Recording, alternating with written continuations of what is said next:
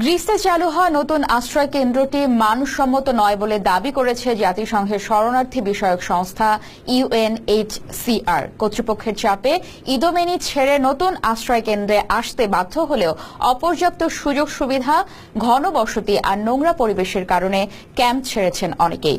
এই অবস্থায় ইদোমেনির মতো আরও অস্থায়ী শরণার্থী শিবির গড়ে উঠতে পারে বলে ধারণা মানবাধিকার সংগঠনগুলোর।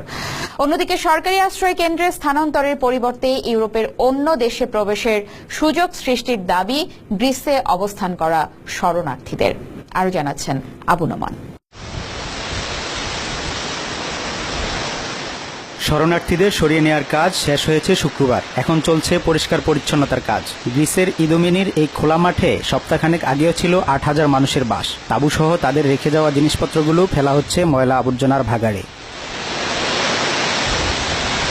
অস্বাস্থ্যকর পরিবেশ আর অপর্যাপ্ত সুযোগ সুবিধা সত্ত্বেও ইদোমেনি ছাড়তে রাজি ছিল না অনেক শরণার্থী। কর্তৃপক্ষের চাপে ছাড়লেও ২০ কিলোমিটার দূরের এক গ্যাস স্টেশনে আশ্রয় নিয়েছে তারা। উন্নত সুযোগ সুবিধার কথা বলে আনা হলেও নতুন আশ্রয়কেন্দ্রের শরণার্থী ব্যবস্থাপনার মান নিয়ে সন্তুষ্ট নয় মানবাধিকার সংস্থাগুলো।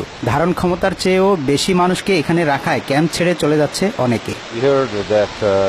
নতুন ক্যাম্পের ব্যবস্থাপনা খুবই বাজে। অনেক শরণার্থী এখান থেকে চলে গেছেন বলে খবর পেয়েছি। আমাদের ধারণা ইদোমেনির মতো আরও অস্থায়ী শরণার্থী শিবির গড়ে উঠবে। এমনটা হলে সরকার ও দাতা সংস্থাগুলোর সহযোগিতার প্রয়োজন হতে পারে। এদিকে গ্রিক সরকারের নিয়ন্ত্রণে চালু হওয়া এই আশ্রয় কেন্দ্রকে নিকৃষ্ট মানের বলে মনে করছে জাতিসংঘের শরণার্থী বিষয়ক সংস্থা ইউএনএইচসিআর। নতুন আশ্রয় কেন্দ্রে একটার গা ঘেঁষে আরেকটা তাঁবু বসানো হয়েছে। সেখানে বাতাস চলাচলের জন্য প্রয়োজনীয় ফাঁকা জায়গা নেই। বিদ্যুৎ, পানি, টয়লেট, গোসলখানা সবকিছুই অপর্যাপ্ত।